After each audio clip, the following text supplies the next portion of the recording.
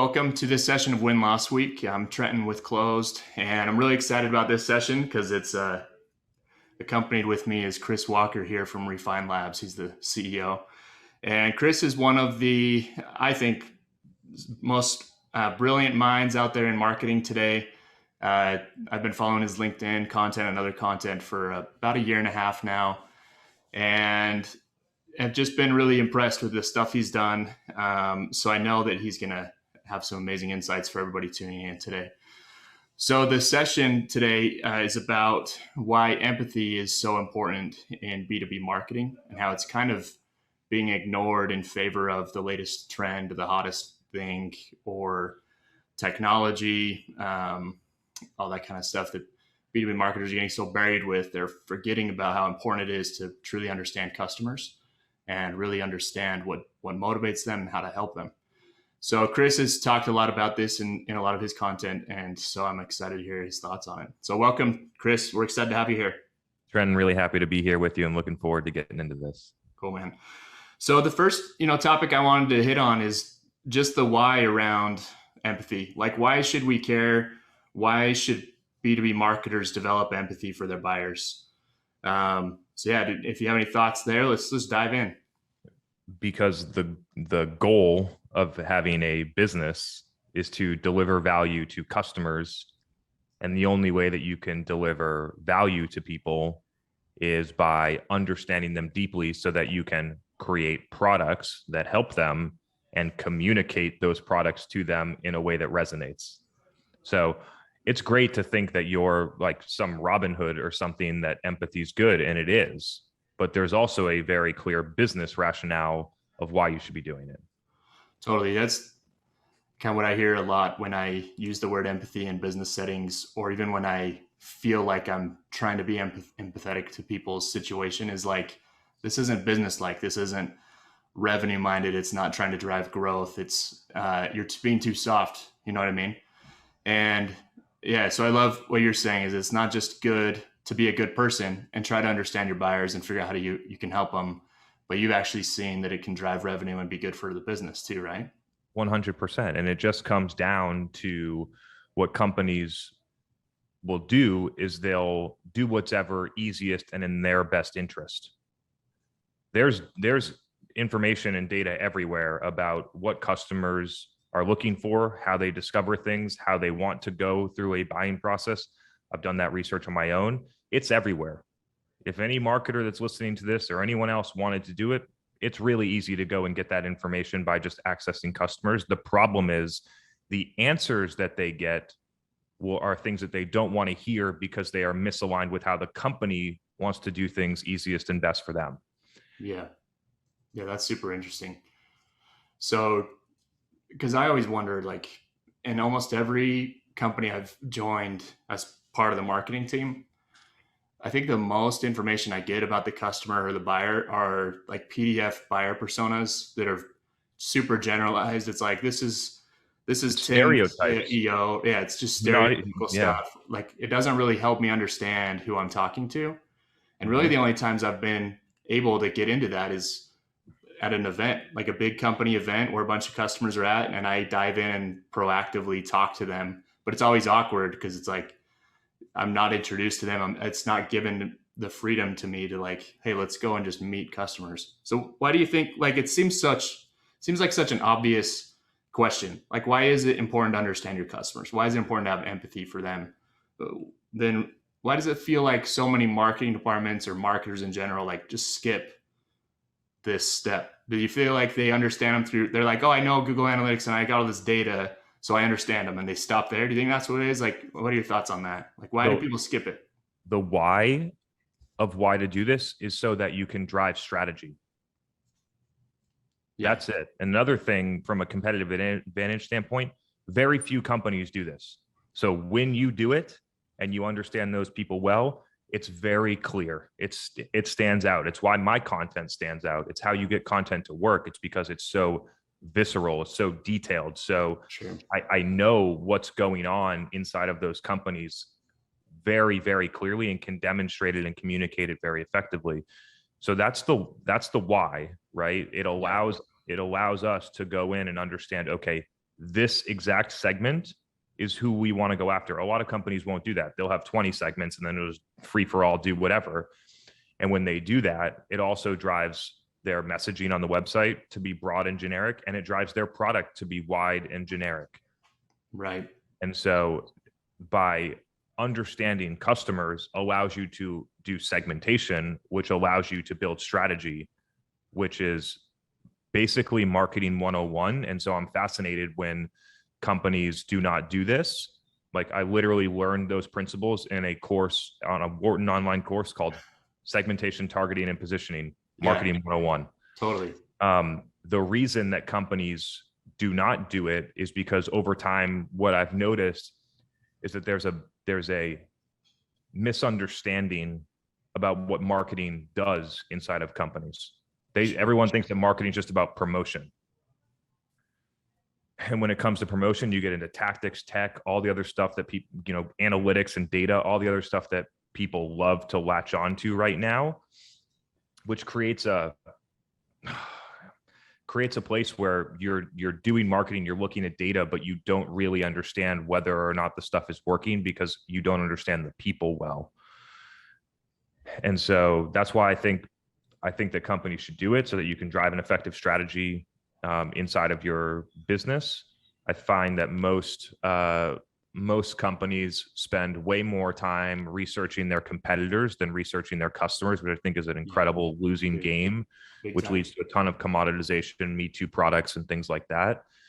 And I believe that's why what we do, both from a demand marketing strategy at our company, but as well as how we've shaped our offering about what we do for companies, is so uniquely differentiated from like some commodity agency that's going to push buttons for you. Yes. And so I encourage people to do it. I recognize that most marketers are not trained to do these things. I know that nobody tells you to go out and talk to 20 customers and prospects within your first 90 days. I literally presented at a conference just before we came in here, talking about inside of the first 90 days, what I do. It always includes go and talk to customers, ideally in person at their place of business. Right. And so no marketers are ever told to do that. It's not on their KPI sheet. There's no metrics set at the top that would ever incentivize a marketer to do that. And I have empathy as well, because I've been in companies where I was trying to do that, and the sales team's like, "That's my account. Stay the fuck away from it." Sorry, I don't know if we're allowed to swear in here. You can take it out if you want, but like the stay away from it. That's a different problem. But generally, I feel like the main problem is that marketers don't even acknowledge that it's something that they should do. Yeah. Yeah. I mean, I felt that, like I said, in my career, and it wasn't like no one came to me and said, don't do this. Right. But it was never focused on or facilitated in a way that it made me feel like I should, or that I could. Like it almost felt off limits. Like, you shouldn't be talking to customers. You're not part of customer success or sales. Who are you to mess with these guys? Right. So, and that's kind of the other question I have, is the people that did get to talk to customers inside of marketing orgs, like product marketers, right? They were out doing case studies. They were out talking to them quite a bit. And then that information was almost like telephone game. If you remember playing that game, like it was like telephone gamed to the rest of the marketing team. And sometimes I just wonder, like, how well is that telephone process work? Right. So and I'm trying to think of this too, like in my own marketing department, as we grow, I have a couple new employees starting, and I'm like, hey, your first 2 weeks, like I almost don't care what role you are. If you've never done this before, I'm going to have you go talk with customers and listen to like lost deal buyer interviews as well. Cause I think you get a lot of insights when you're talking to buyers, not just customers. Right.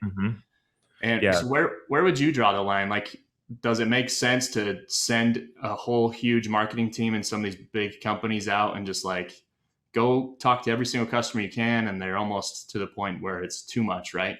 Like, how do you balance that? You need to help your marketers talk to customers and buyers and get that information firsthand, because they'll come with their own insights, which is cool. But at the same time, how do you not like bombard everybody and step on all the other communication that's happening at the same time, right? Yeah. So one, you mentioned product marketers do this. I have a large resistant to the specialization of roles. I think that it boxes marketers in. I think it restricts them from doing things that are most effective. And I think that it narrows you into a place where you don't look at things holistically. You just look at things in your little box. Sure. Right. So as a marketer, I'm a product marketer. I do ABM. I run demand gen. I run business strategy. I define pricing. I set messaging. I write copy. Yeah. Holistic marketing. You can see the whole field. You can make better decisions when you're looking at the whole field. When it comes to getting the information to people, what I would do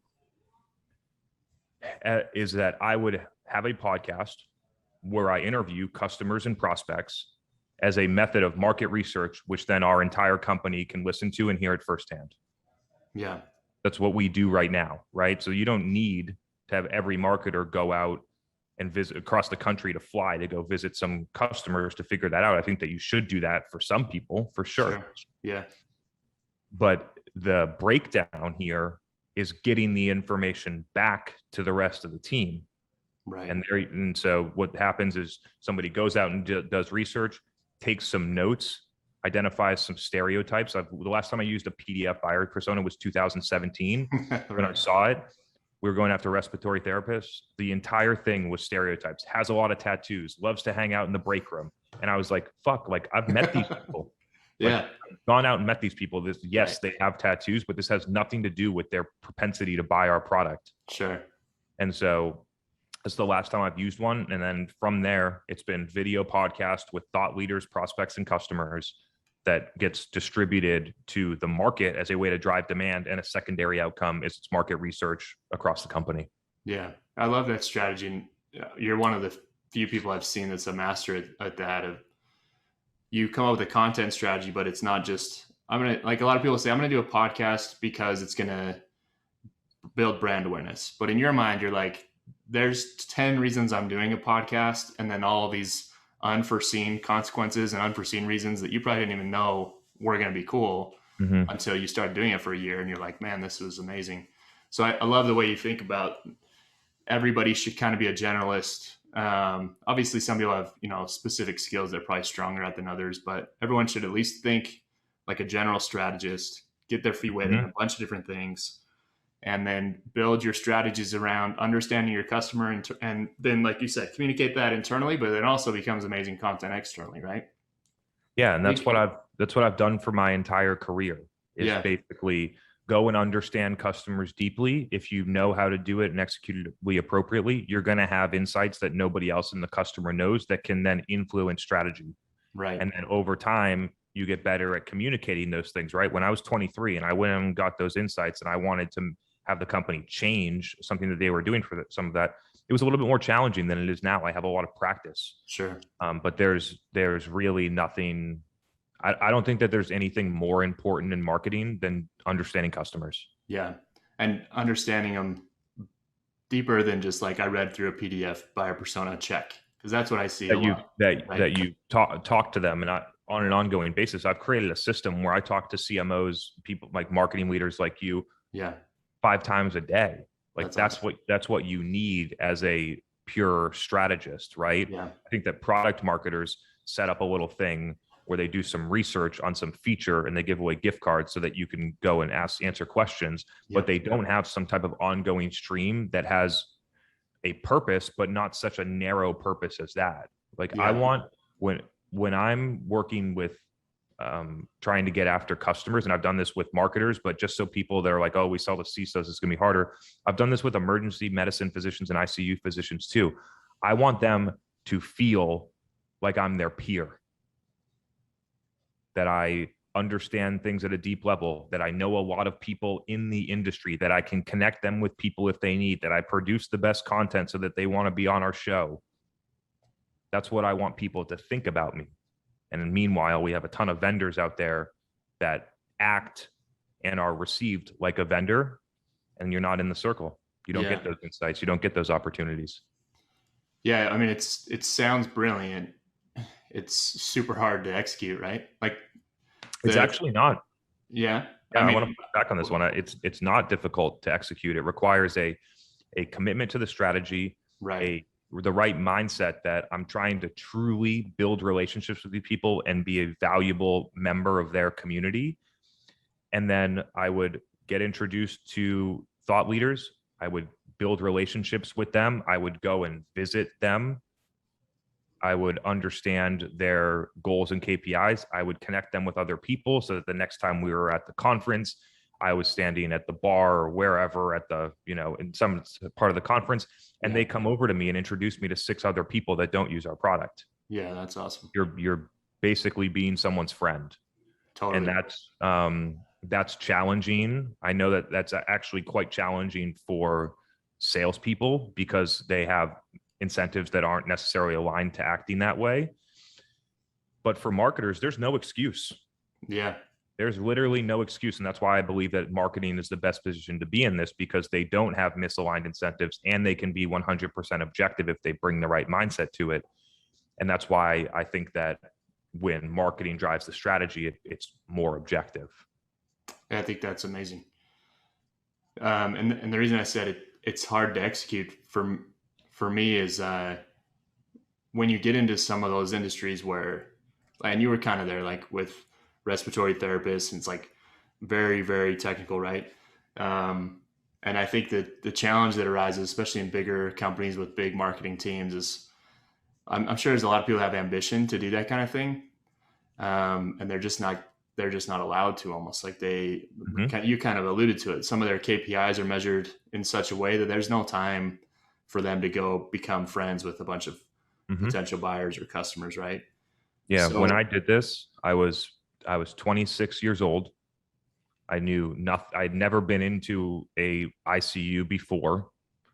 I didn't understand anything about these people. I had no contacts. And within over a 2-year period of time, a lot of people in the industry knew me because of the approach.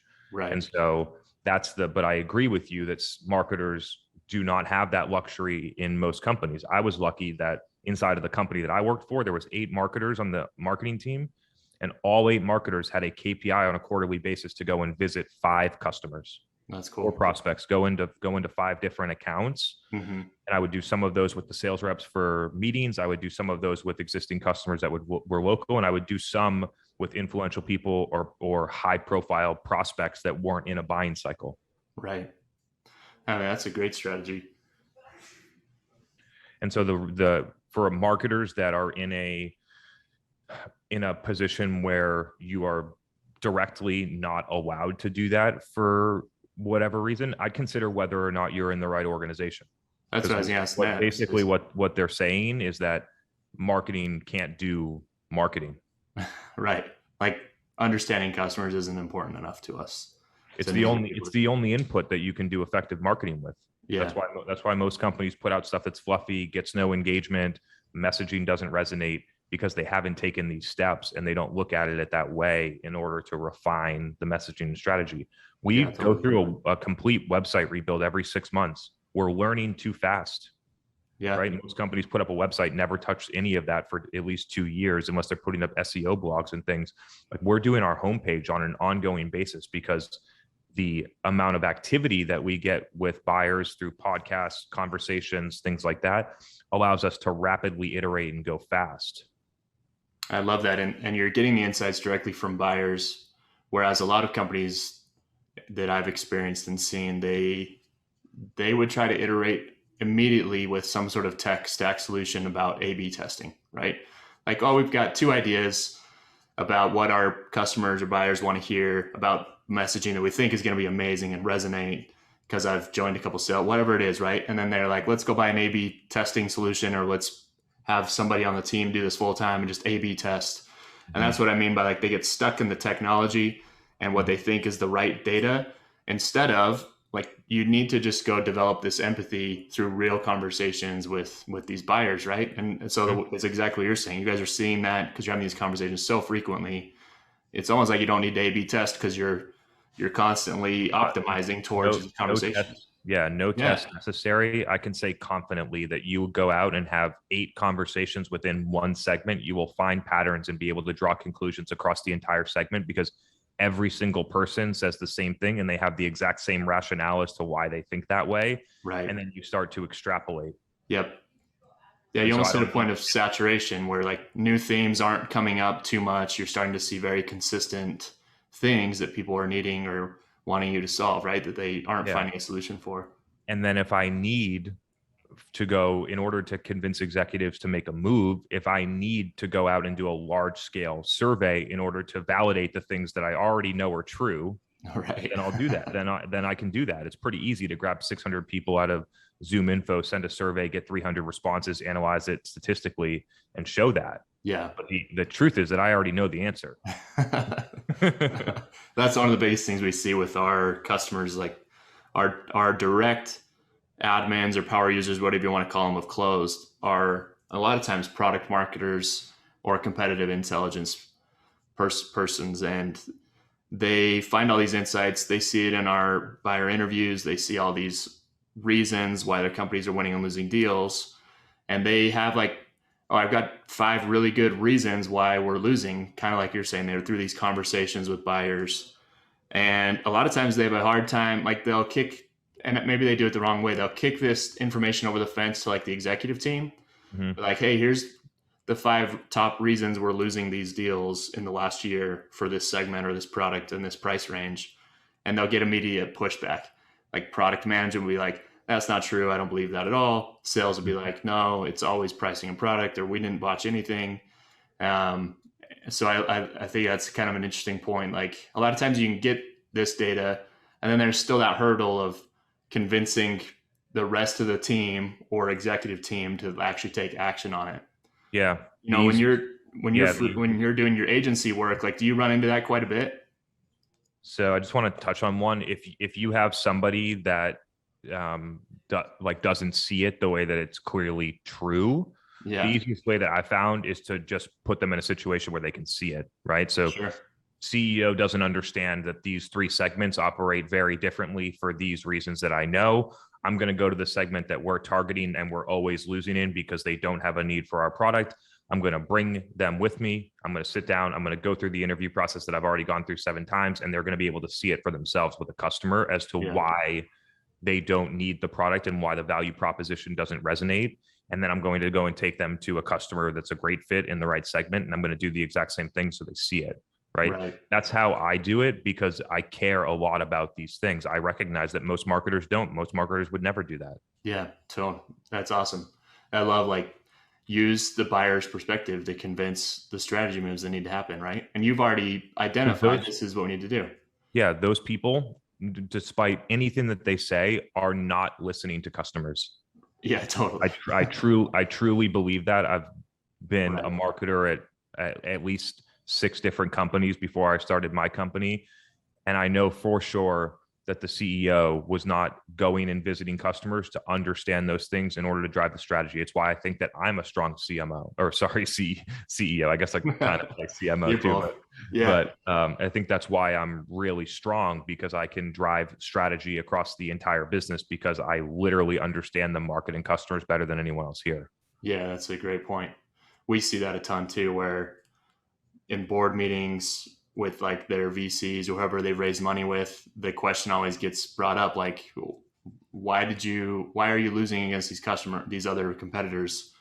And I've talked to a few executive leaders recently as I'm trying to understand this process, and they have told me many times, like they'll be sitting in a board meeting and that question will come up so many times, like, why are we winning and losing? Mm-hmm. And they'll just go around the table and they all know, like somebody will be a CEO will start to say, oh, here's why this and this, and none of it's because he ever spoke to a recent buyer.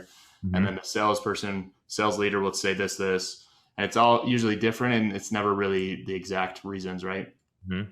Yeah, I mean, typically what I find, because I've done win and loss analysis on top of after someone in sales had done it. So I'm going to go and look at the sales close loss reason. And then I'm going to go and do the research myself with the customer. So here's literally what I do. Hey, blah, blah, blah, at blah, blah, blah company. My name's Chris Walker. I'm the director of customer experience at XYZ company. I see that we we had an opportunity open with you that we didn't end up closing. Would love to, I'm not here to try and change your mind. I just would love to understand your perspective so that we can do better next time you have 5 minutes to chat. Yeah. And then I'm just going to understand. And over here in the closed loss reason, it's like price, or whatever. And over here, it's like, and then what you actually get, we're in a 3-year contract with your competitor. We use it for this use case and your product doesn't have it. We only treat this type of patients, and so therefore we have no need for your product. And it's so fascinating how you see those two things very different. And I believe that it's because there's somebody that's not invested in the outcome that's able to make people feel safe to tell them the truth. Yeah. Yeah. I hear that feedback a lot. Like, I don't want to tell the sales rep the real reason, or I don't want to even talk to them for 2 reasons. A lot of times, like, one, they're still in negotiation mode. The deal maybe isn't even all the way closed. And they're like, I'm not going to tell you exactly why yet, because you're still trying to overcome my objections. Like, you're still trying to sell me. It's not just you coming and finding the real reason why this deal was won or lost. And then a lot of times we hear, like, some people are just too nice. Like, they just really don't want to tell this poor sales rep that they blew the deal or they weren't great, right? Which is a cool thing about humanity, that people are still nice, but it's sucky for that salesperson. They can't really get the truth out of somebody, right? But yeah, and something you said previously kind of caught my attention, where you talked about how sometimes companies get way too focused on competition, like, and they're so worried about what competition is doing. And in our industry specifically, we see that so many times, where sometimes when we're talking to people about the value of doing win-loss analysis, like on a grand scale, they'll be like, oh, that's interesting, but we would rather invest in tools that tell us what our competitors are doing. And they're like so heavy tracking that kind of data that they almost ignore talking to buyers. And that one kind of boggles my mind. Like, your competitors aren't the ones actually signing checks. If you're just chasing competitors all the time, you're going to hit this product parity. Like, there's no way to actually innovate around them or to do better content or any of that kind of stuff like you talked about. To me, the best insights come from buyers. So what do you think makes that happen? Like, in your experience of working with companies, why do people get so bogged down in competitive intelligence, competitive research versus prioritizing buyer insights? So first off, when you spend a lot of time analyzing your competitors, by definition, you are behind, not ahead, because they have already done some type of research, might have been a lot, might have been none, to make this decision, to then go and actually start implementing it and moving forward and learning. And meanwhile, you're waiting there 6-12 months behind their decision cycle to see what they're doing and then try and catch up. Yeah. That is a losing framework. Right. And so the way to do this, because I recognize that most companies never get good data to make good decisions about strategy. And so I go to the customer and I listen to all the things that the customer isn't getting, that they're not happy with, all of those things, which is basically competitive research without ever looking at a competitor. Yeah. I know almost zero companies that we quote unquote compete with. I actually don't think that we compete with anybody. I think that we've built something that's very different. Yeah. And so I'm not interested in competing. I'm interested in creating a differentiated offering that you either work with us, you try and do it yourself, or, go do something else. Yeah. And so I always get the information. The customer will tell you all of the gaps and what they're getting right now. And I don't even ask them about how was that agency doing before? What was it cost? Like, I don't care. It's they will be open about saying we're no proactive, no investment in strategy, doesn't care about business results, only reports on conversions. People that we're working with have never been an employee at a company like ours and have no idea what's going on. They don't understand what Salesforce is. They're not in Salesforce. Right. And then all we do is just build the exact opposite of that. And that's how we've been able to do it. So I recommend spending zero time on competitors. I actually think it's counterproductive for the reason that I stated before. I think that you're actually going to fall behind. So I would rather talk to customers and have my competitors try and follow me. Yeah. Yeah. That's amazing. I know that I can move 10 times faster than the people that are behind me because of the way that I make decisions. Yeah. So other people are just going to be following behind, not really understand the strategy, not be able to operationalize it. That's why I produce so much content. Yeah, you Produce are so much amazing. content because I recognize that very few people even have the commitment level Right. or the desire to actually do any of the things that I say. So Yeah, most people won't do anything with it. The people that we're going to do something with it, we're going to do something with it anyway. I prefer they do it with my information so that they feel good about me when they're successful. sure. Yeah, let's dive into that a little bit more, because one thing I see too is I see some strong product marketers and marketers that have the ambition. They're like, I'm gonna go develop this empathy. I'm gonna go understand my buyers. So for like 3 months, they'll try really hard, right? They'll go interview as many people as they can get in touch with. But the thing I love that you do is you've turned it into a program. It's programmatic for you, right? It's never a on off Mm-hmm. switch, research, academic minded focus. This is a core strategy for your business, is talking to buyers. And so talk to me a little bit about that. Like how have you, from your beginning days, right? Because think of somebody that's trying to do this now that has no maybe idea how to do it. Like, how did you start? How did you get people to talk with you when you were not LinkedIn Chris Walker? You were just Yeah. some guy, Chris Walker. Like, how did you get there, right? I'd love to hear that's journey a little bit. Yeah. So specifically on Refine Labs, I think the important note for people was that when I did this at my company, I'd done it for 4 companies as an employee beforehand. So I really knew where I was going with this. Yeah. The way that I did it when I had 3,000 followers on LinkedIn and got no posts and had no likes on engagement or on posts and had no podcast, it was basically kind of like a nobody to CMOs. You know what I mean? Mm-hmm. And the way that I started to get the interactions was that I would reach out to CMOs at companies that I thought would be a good fit for us at some point, and I would ask them if they wanted to be on our podcast. 7 out of 8 said yes. I went and talked to them. I understood their priorities. I understood how they were measured. I understand what tech they were implementing, what their priorities were, what things were being challenged, where the holes are on their team, just by asking them questions. And it doesn't feel, when you're on a podcast, if you can interview well, it doesn't feel like you're even asking people questions, that you're taking that information for market research. Yeah, sure. So I did that 6 or 7 times and then found all of those insights and data that I needed to. Meanwhile, I was recording my answers because part of this was I wanted to be able to have some things where I could talk in order to demonstrate credibility, create micro clips for LinkedIn, Mm-hmm. created those clips, put them out on LinkedIn, and then started to get the engine turning. Yeah. Yeah, that's awesome. And so when it comes down to it, if you're trying, like at the moment, CMOs is the target for us, but it doesn't matter who it is. People need to understand that you can help them. And the way that you show them that you can help them is you by giving them information that they could use on their own and be more successful, which creates credibility for you, so that when you want to talk to them, people want you at your event to speak at the event. They want you on this virtual segment. They want you to come on their podcast. The only way to get there, if you have, if you're not like already popular in things, is, in my view, that maybe not the only way, but the fastest way to get there is definitely to produce content on the internet in places where people pay attention. Yeah.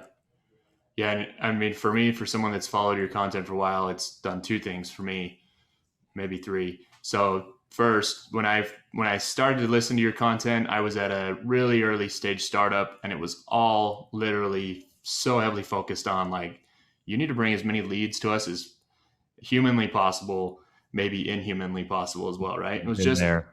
like, drive as many leads as you can. And we did so many things looking back now that I'm like, man, those were dumb. Like, those were so useless.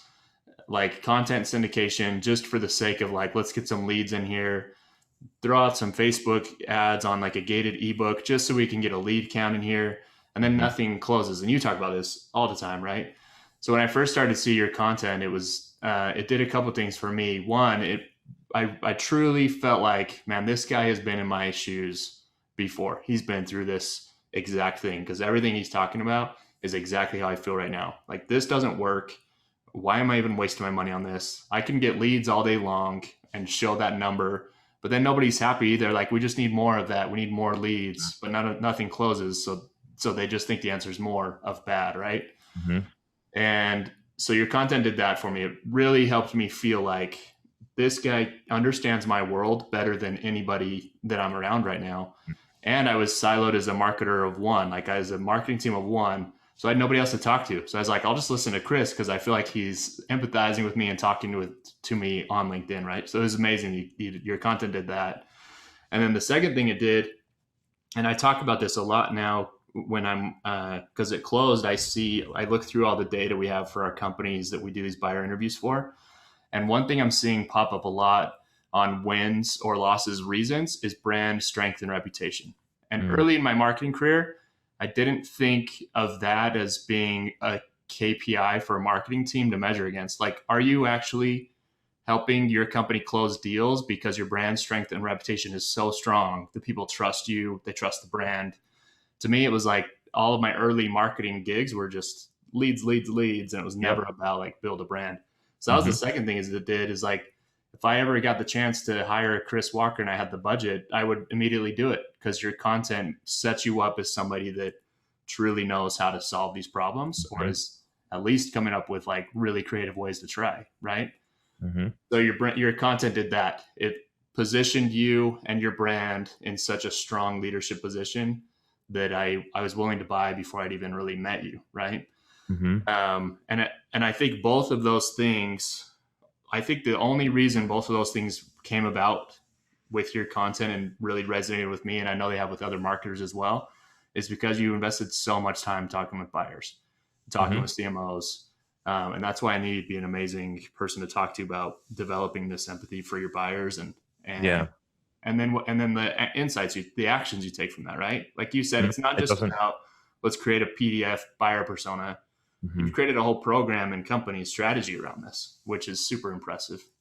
Totally. It also doesn't hurt that I was doing that job for 10 years and Yeah. now I see what's going on at 35 companies that we work with simultaneously. So we get a lot of data about what's Totally. working and what's not. Yeah. I didn't have that when we started, just so, but the level of insights and the scale of the information that we see continues to grow. I think that Cool. it's a clear competitive advantage on our company relative to anyone that is trying to quote unquote compete with us, Yeah.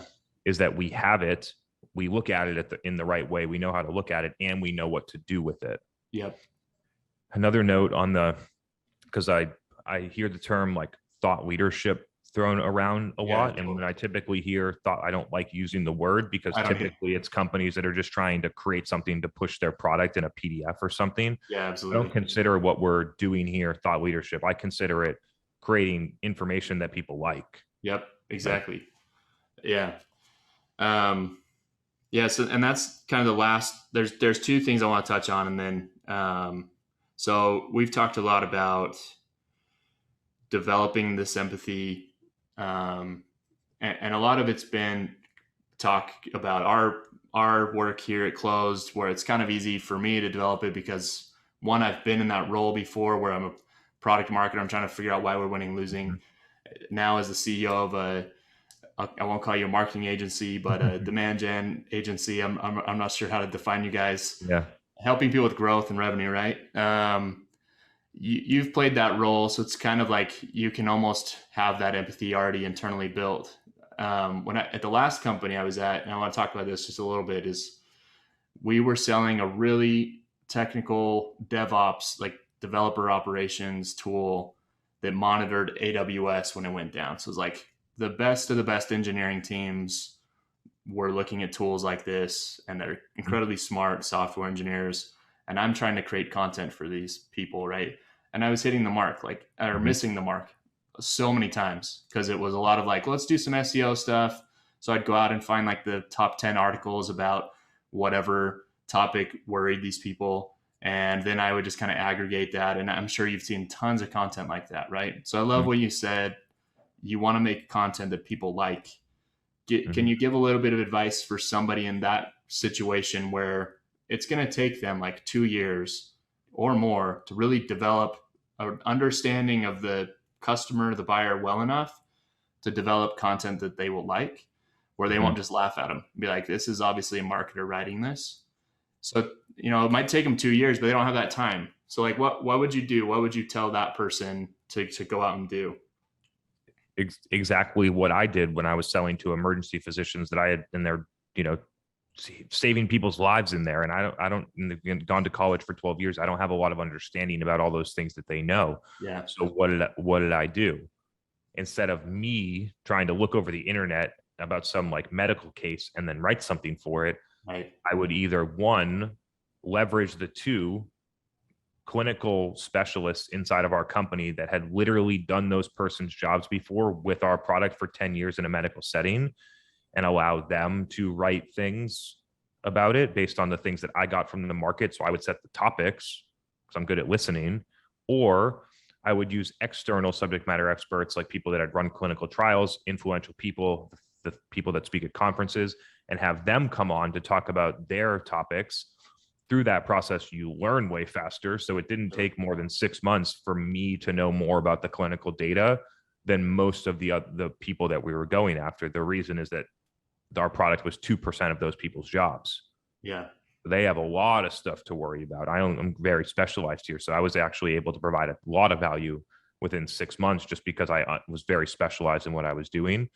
And so that's the recommendation. You need to look at yourself and assess, would someone actually find me credible? Would they listen to me? Do I understand things that are important to them at a deep enough level to do this?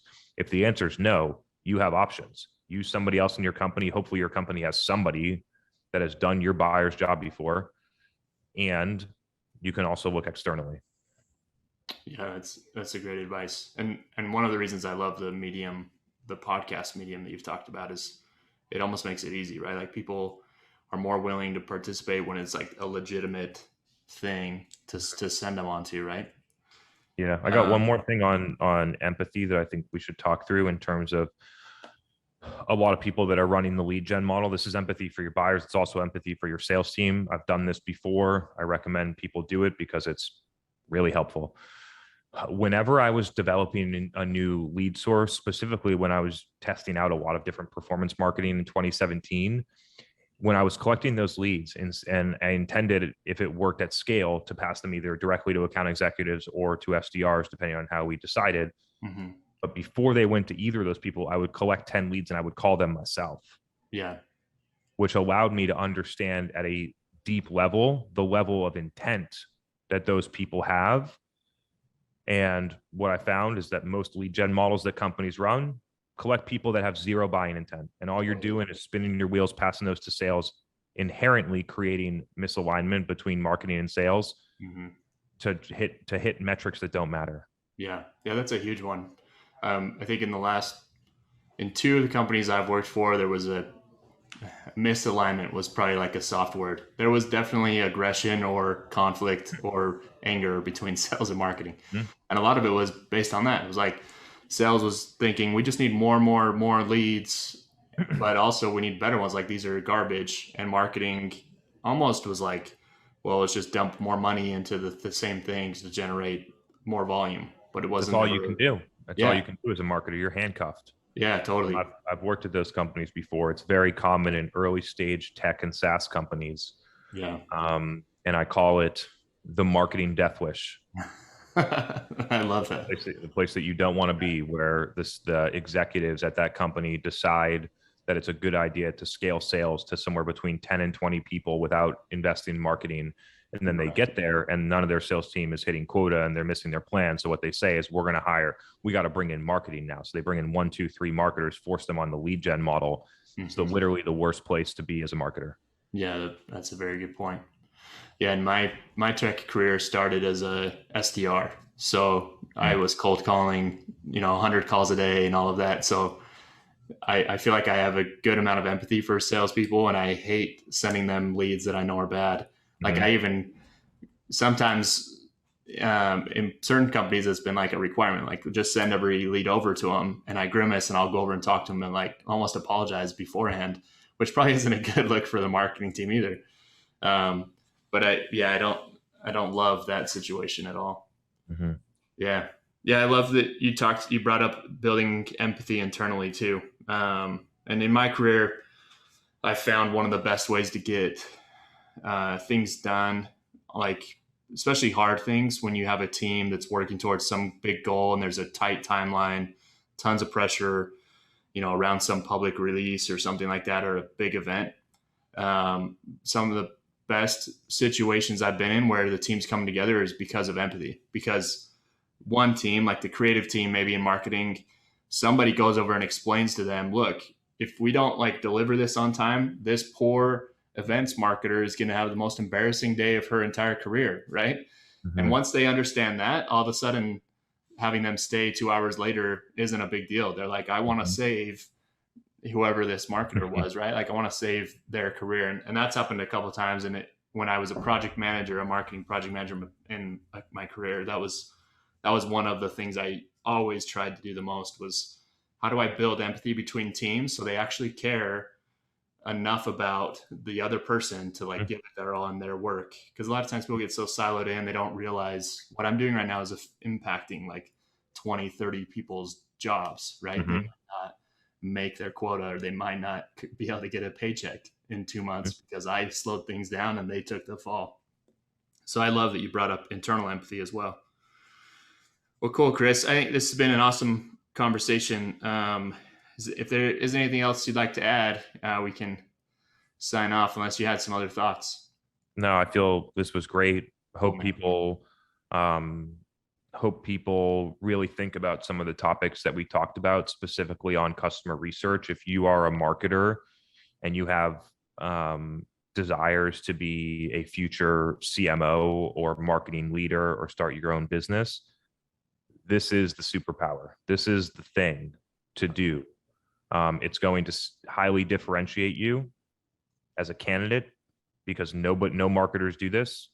It's going to allow you to drive significantly better strategy. It's going to allow you to create way better content, and it's going to get you way better results. Yeah. So yeah, I'll just echo that. Yeah, I'll echo that because I've seen a lot of marketers. Like I teach a marketing course at a university here nearby, and a lot of the students they'll ask me all the time, like which social media thing should I become an expert on? Is it TikTok? Should I become an expert on Instagram? Or which tool should I become an expert on? Should I start learning Photoshop, or should I like just do Canva or whatever it is, right? And they get so bogged down in like the technical skills, whether it's actual software or the technical skills behind running like Google Ads or LinkedIn or something like that. And I can tell you of like 120 students, none of them have come up to me and asked, hey, which soft skills should I develop? Should I learn how to interview people? Should I learn how to write better? Like it's always this kind of other stuff. Like is HubSpot better than Salesforce, or is Photoshop better than Illustrator, whatever it is, right?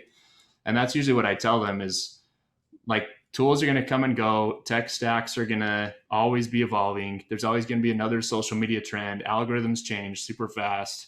And sure, like you should go in and understand how these things work because you're going to be using them, but don't prioritize them over figuring out how to understand people and understand buyers. Because it helps not only with your marketing, like you were saying, but also as your career develops, people with soft skills, I think, are going to be a diamond, like they're going to be the diamond in the rough, right? Yeah. Because a lot of people are just so focused on the tools that they forget, like, man, I actually need to work with people still and understand. And people miss that the understanding of customers and empathy for customers drives my strategy in Google Ads. Yeah. The reason that we do Google way differently than all the companies that love to waste $200,000 a month collecting shitty leads is because I understand what people are searching when they're looking to buy stuff. Yeah. And because I know that, and because I'm set up with empathy to understand that, hey, I only want my sales team talking to people that have high intent, that are great fits, that I'm not actually even going to target there. Same thing goes into Facebook. I understand that people do not have intent to buy my stuff in Facebook, even if I'm retargeting them. Same thing would go for LinkedIn. Yep. And so I'm not going to run a lead gen form there. Yeah. Yeah, that's perfect. I love that. Well, thanks, Chris. It's been awesome talking with you. As always, you're super insightful. You've got an amazing company and program running. I love seeing the growth you guys have experienced too. That's been a cool ride to follow. Like the content was cool, and I've always been cheering for you. So I love seeing all the, like on LinkedIn, all these new employees joining Refine Labs, and it feels like you guys are getting a really good client base growing as well. So congrats to you, man. And I wish you guys the best of luck. It's really cool. Appreciate you. Thanks for having me on. Yeah, man. We'll talk to you later. Thanks, Chris. Talk to you later.